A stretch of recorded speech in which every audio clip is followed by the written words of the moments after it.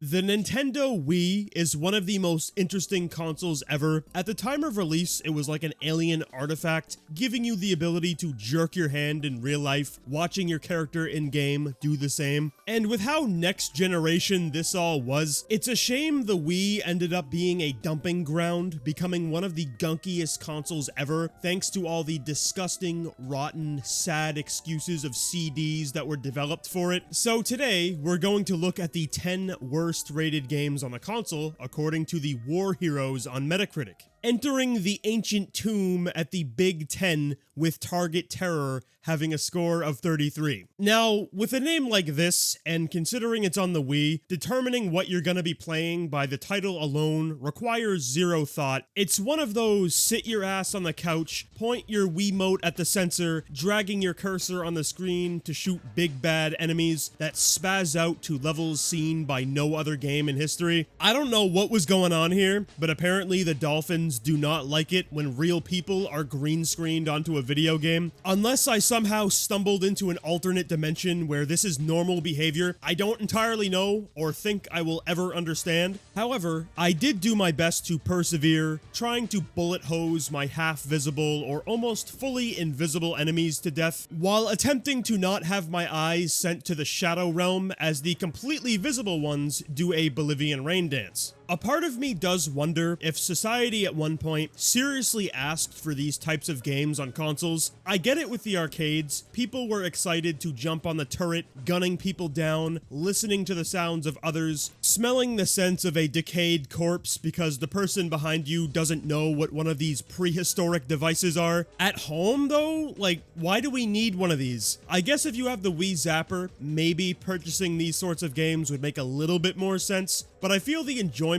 and pants soiling you would be doing goes away when you're at home playing a rail shooter. Now, this does beg the question, does Target Terror belong in the bottom 10 of the Wii's library? The easy answer is absolutely fucking not. There's one company who can take every single spot on this list and then some, but pretending our favorite ragtag group of scallywags don't exist, Target Terror is what I would consider higher tier shovelware. You can play it, question why you're doing it, and probably wish it was something else. The longevity and sustainability of a rootin' tootin' shootin' game is non-existent. No human being is going to want to repeatedly play one of these at home. They'd want to grind Wii Sports like an alpha male, asserting their manhood or womanhood on the creatures roaming the Miiverse, or maybe they'd want to play COD 4 like all the other big kids so they weren't a loser little kid anymore. As I was sifting through the Metacritic reviews, I saw one that was interesting. Gaming Target is running their mouth about how Target Terror had the price of $40 at the time. If that's true, that's a bit steep for gunk of this capacity. It's not remotely worth that price. I wish there was more to tell you. I played it for about 2 hours and I returned to my quest giver unhappy with nothing in hand. What you see is what you get. The gaming carnivores will not be fed their meat. The gaming vegetarians won't be fed their tree bark. Nobody gets a meal. Is that a mentality that will change? Of course not. Could Pool Party really feed a family? If it was the physical game, sure, but this one with a score of 32, it's not possible. The immediate second I opened Pool Party, I felt an odd sense of familiarity with this menu, and that's because it's essentially the same one from Pocket Pool that released on PSP, being one of the worst rated games on that console, by the way. Both Pocket Pool and Pool Party were developed by Hyper DevBox Japan, so it makes sense why this is. The major difference between the two is how Pool Party is family friendly. I guess Nintendo wasn't a fan of a bizarrely sexually stylized pool game for their console. At least we still have some unreal superhuman characters to pick from. My favorite is IE, where I'm informed, also no n as to E, IEM skulls is tots, and is a it te Iris A. Whatever this bug was, making all the text have missing letters, fixed itself after I restarted my game, which is a shame, honestly. It gave me more entertainment than playing the actual game did. I'm not the biggest fan of Pool, a statement that is probably equivalent to going on certain forums, spewing out a tirade about how Sonic the Hedgehog is a fat bitch. I just don't get a stiffy from playing it, but I of course sat my ass down to grind a a bit, inevitably becoming confused with how you hardly need to use the Wiimote's motion controls to play the game. The only motion required to play is moving the Wiimote back, then forwards to hit the ball after using your arrows to turn. Maybe it would have been too awkward helicoptering in your room to get a perfect angle. You'd most likely end up drilling a hole in your floor by the time your game is done, so that could be the reason why it's the way it is. Either that, or it would have been too much effort. Regardless, I'm sure there's a human out there who could ride this one like a horse, thinking it's fun if they loved pool to the high heavens. I'm more in the camp of,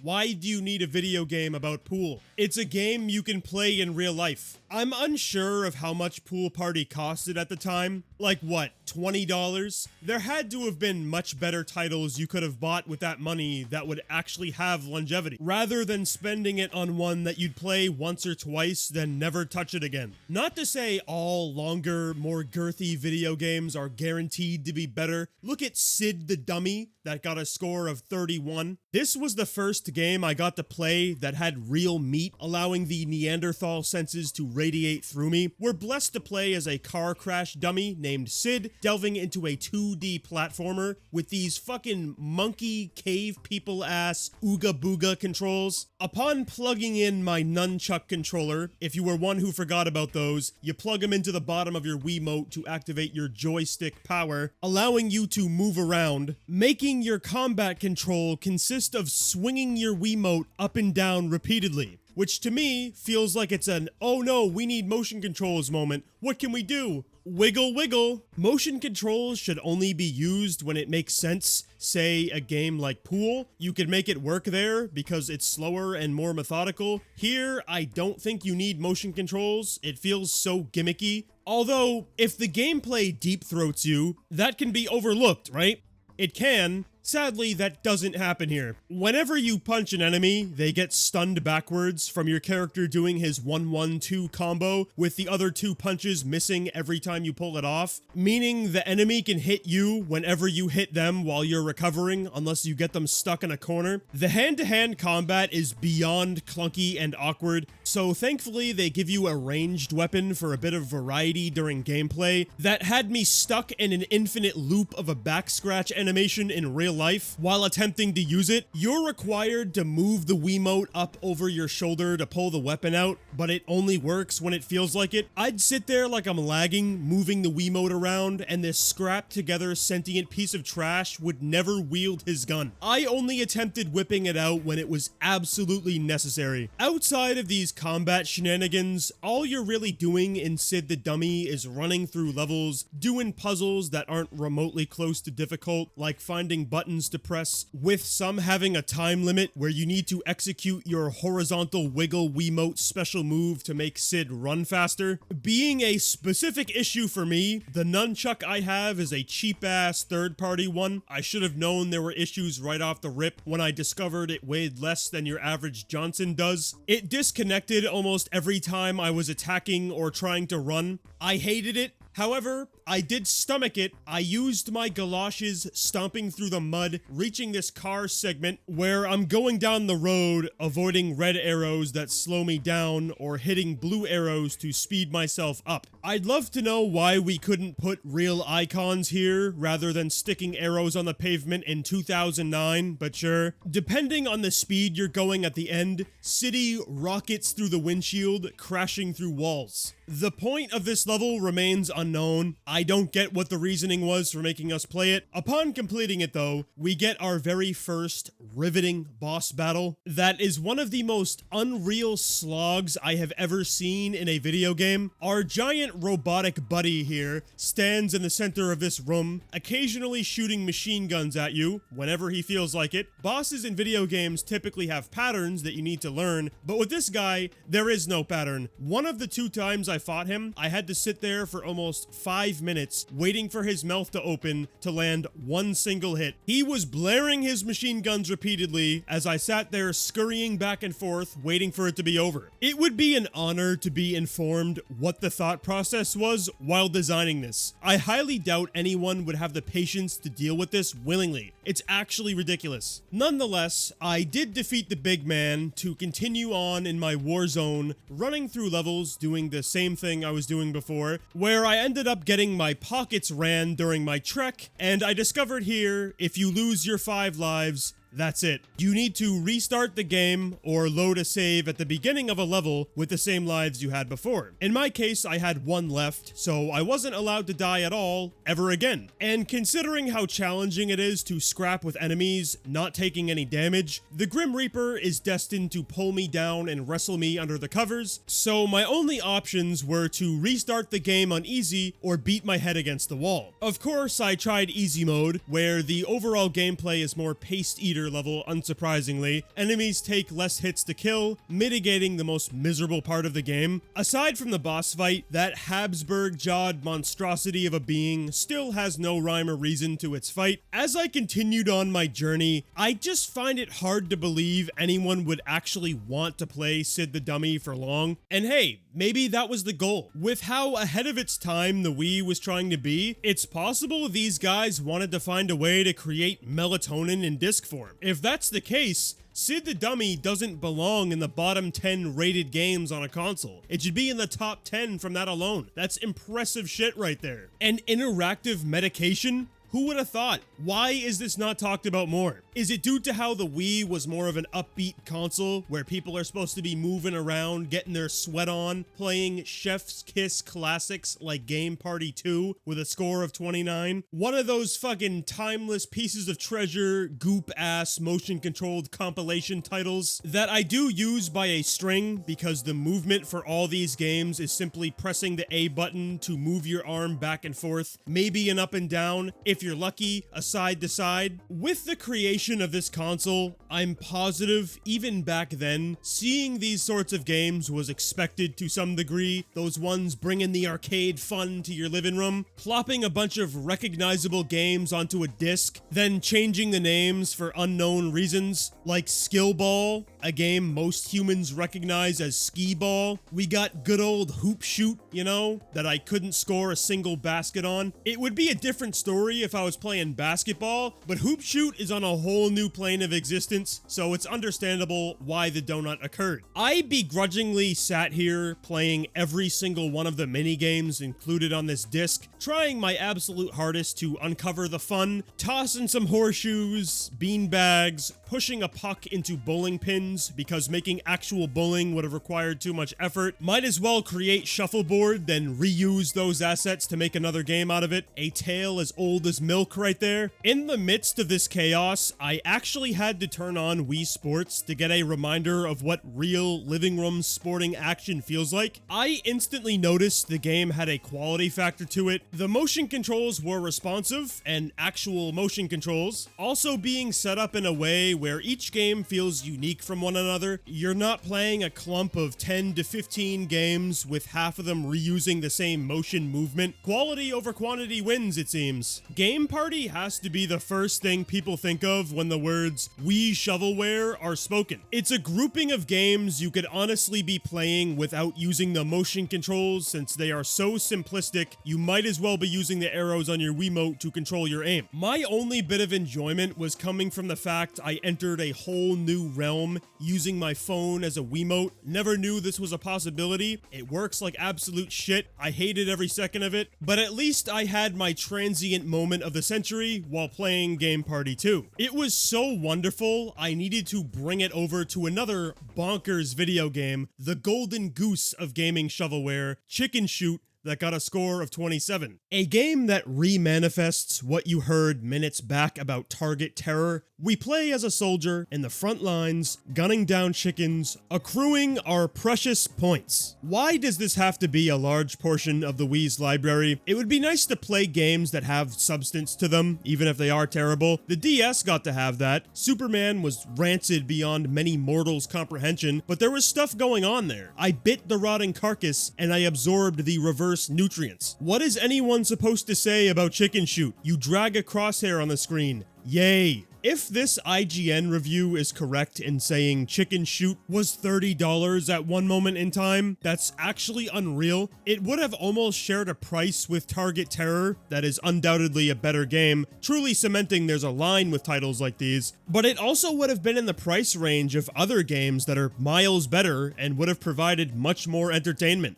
I wasn't blessed with having a Wii as a kid, which is a good thing and a bad thing. If I did have one, I bet my right eyeball, a Game Party or Chicken Shoot would have somehow ended up in my stack of games, since this console apparently has a clump of rot sagging at the bottom of it. Every corner you turn, you seem to run into a kindergarten art project or a game so similar to one you previously played, with a coin flip of a chance for that said game to be better or worse. In the case of Chicken Shoot, Target Terror wins. It's a better crosshair dragging game. And if you look at Looney Tunes' Acme Arsenal that got a score of 27, you can sit there trying your best to decide whether this or Sid the Dummy is the true ultimate 2D gaming expedition. In a bizarre, unexpected way, Looney Tunes is almost identical to the experience of Sid the Dummy, being slightly better, but also not leaving the sphere of disgust. In Acme Arsenal, you play as Bugs Bunny and Marvin the Martian that you can switch between during play, having the gemstone pummeling loop of wiggling your Wiimote up and down, whacking away at needlessly tanky robots for minutes on end. No joke, the levels drag on forever with you flailing the Wiimote around like you're getting tased. We're talking 10-15 minute levels of raw dog action that shortly becomes like a rubbery ass stale Dorito. It's a precarious situation. Like,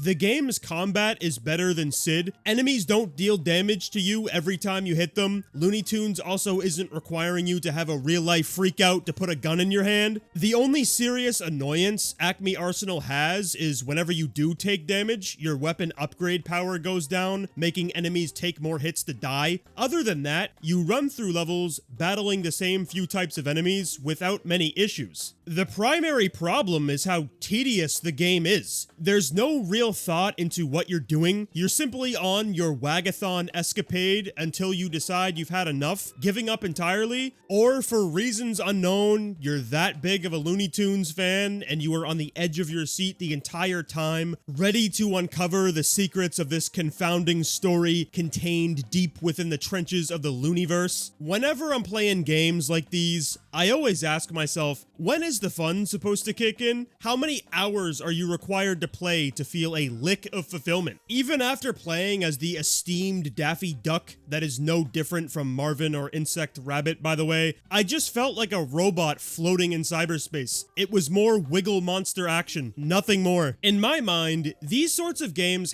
have to be concocted by people who don't play video games or understand how to make them remotely engaging. This released in the year 2007. By that time frame, games were becoming more and more expansive and intricate with design philosophy than wagging a controller around to attack, hoping your atrocity of a third-party nunchuck controller doesn't disconnect any instance you attack an enemy. Like, we get no power-ups, no upgrades, nothing to keep you motivated or interested. Acme Arsenal is so bare bones and apathetic to a surreal degree. There's nothing going on aside from you running room to room, hitting robots that don't change. I couldn't imagine a player being prepared to jump out of their bed, pouring their scrunchy, crispy colors into a bowl, milking the udder straight in, ready to grind what you're looking at right now. But what do I know? There could be a person out there who had that mentality. It would make more sense than having a Jenga video game that got a score of 26 and is just as pointless as you might imagine. When we looked at the worst rated DS games, this exact game was on there as well, because it's actually stupid. Why do we need a video game that is about a board game we can play in real life? The gameplay for Jenga is exactly what you'd expect. It's an esoteric Bob the Builder workday where you grab a piece of wood, putting it on top of your at-home Dubai skyscraper, hoping it doesn't collapse while doing so. It's supposed to be a slightly challenging game with a lot of tension that is completely removed in both the DS and Wii version, because the game tells you which pieces to grab. When there's a green highlight around the piece, the only thing you need to do as a player is yank it from the correct angle. If it has a red outline,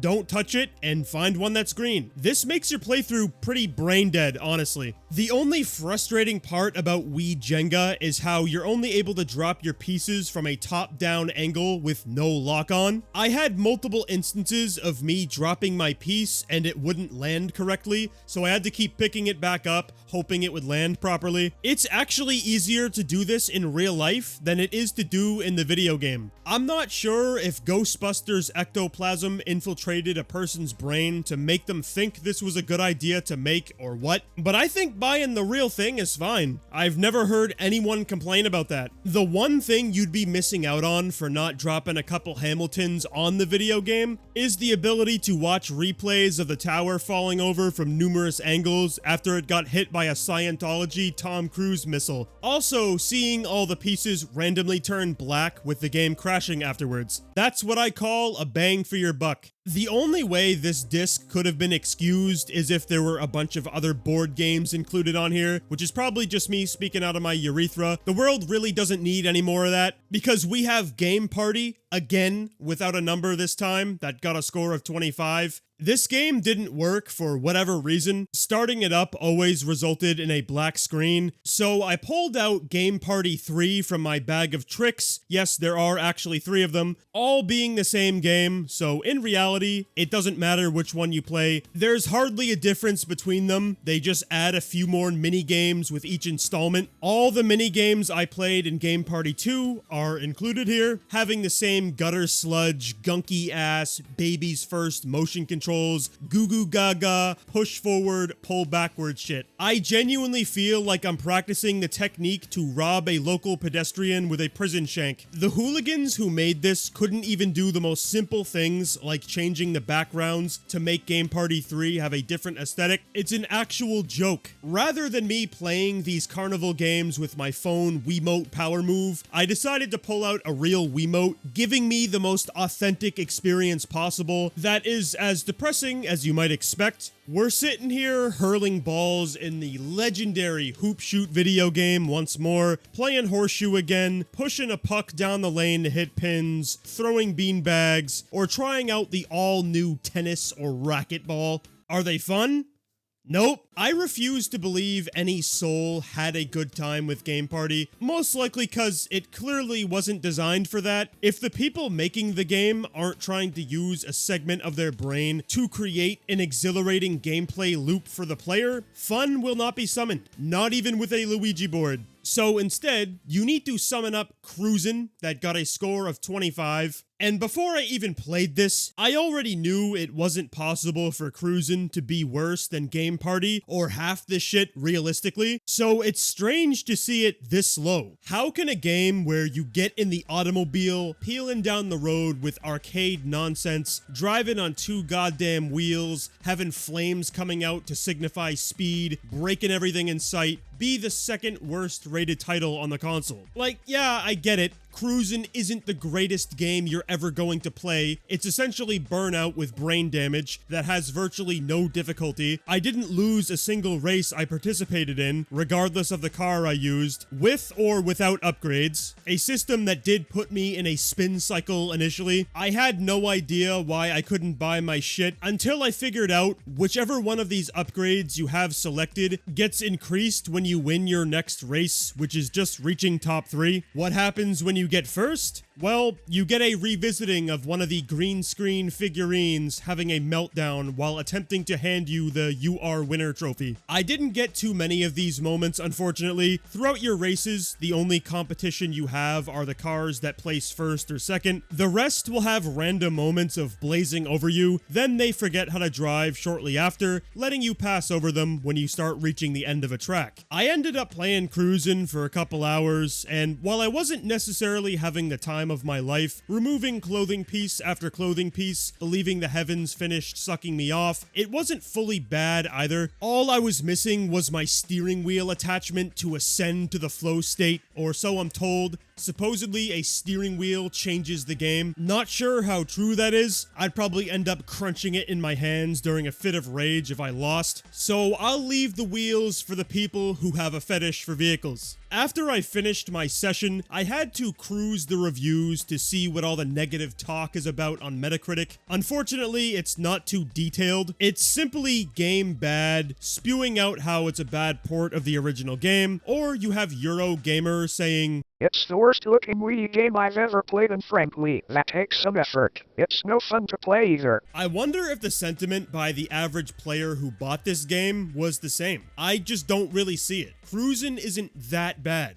You can easily find something far worse, like Spogs Racing with a score of 18, a game that has a significant drop in quality compared to Cruisin' that is apparent right off the ripcord. It's one of those droning racing titles where you're sitting there fighting the Revolutionary War, gunning down the redcoats one by one in your head, attempting to keep yourself in line, paying attention to what is happening, all while listening to this screeching engine sound that is obnoxiously loud for seemingly no reason at all. Is it to make my experience more immersive? Am I expected to be all giddy hearing this loud ass sound driving inside of my comically oversized tire, playing as a coin looking creature, whatever these are supposed to be? Before diving in, you can make your own circle character, changing the color of the outline as with the picture inside. I don't know what these things are. All I can say is it's a shame we can't make our own. I would have loved to have put my mewed out Chuck inside of his sphere, wheeling through levels, flattening all these indigenous tribes people, putting them in their place. On top of the aesthetic customization, if you want to call it that, you can also select a specialty of your wheel, having it be primary in handling, speed, or acceleration, which is strange considering how 90% of the tracks are you driving in a straight line with sharp turns not being too frequent. So why would you pick anything that isn't speed? Who knows?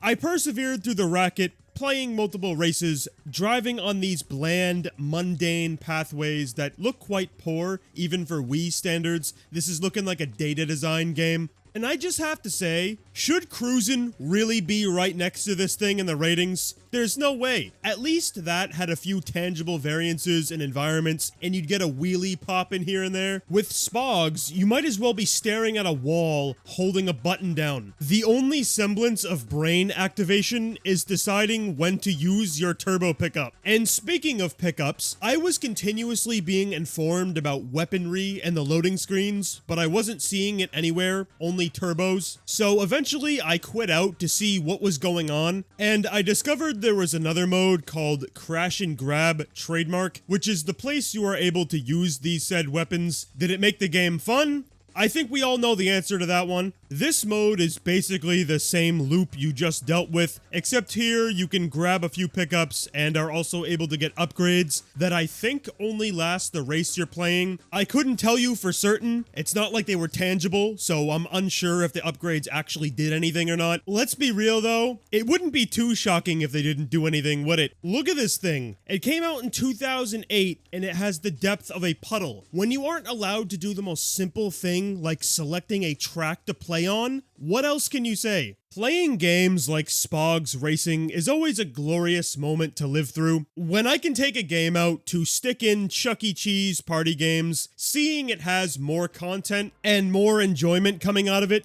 what are we doing? It would genuinely be a treat if I had an autoscope of my own, pushing it into the ear of a person playing Spogs Racing, seeing the gears spinning and catapults launching, fighting against the urge to shut it off. It's a shame almost all of the bottom 10 rated Wii games are shallow as hell. A majority of these have hardly anything to say about them. They visually speak more words than any human ever could. Jenga, Game Party, Spogs, Chicken Shoot, Pool Party. What is this? Now, do all of these games belong? Considering how we're talking about the Wii, I'm sure these games are interchangeable with another title that doesn't have any ratings. As I alluded to earlier, ones from Data Design Interactive could fill this entire list top to bottom. There's just so much muck on the Wii. Wrapping your mind around it is almost impossible, to the point I don't even think there could be a definitive bottom 10 list for this console. Nevertheless, I'm curious to hear all of your your thoughts on these games. Do you think this is the true 10 worst games on the Wii, or are you aware of others that could easily dethrone these? Make sure to leave your changes in the comments. Big ups to all of our channel members who go above and beyond each and every month to support the channel further. If you want to join them and get early access to content, be sure to hit the join button right next to the subscribe button if you haven't already done so. Thank you all so much for watching. As always, take very good care of yourselves, and I hope to see you all again in the next video.